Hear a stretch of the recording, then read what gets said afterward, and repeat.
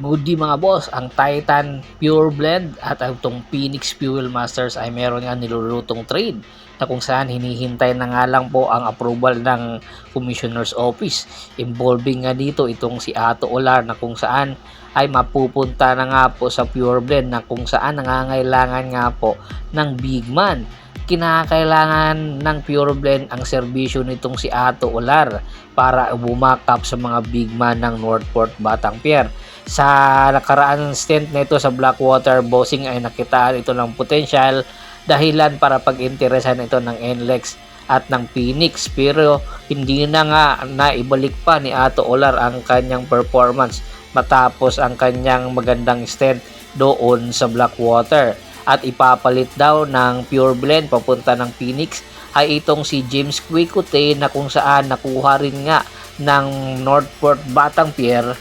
na ngayon ay Pure Blend na via trade sa Blackwater Bossing. Maganda rin ang pinapakita nitong si James Quicote sa Blackwater, at pagkatapos nga nito sa Northport Batangpier ay agad-agad mapupunta sa Pure Blend para rather sa Phoenix Fuel Masters para mag-back up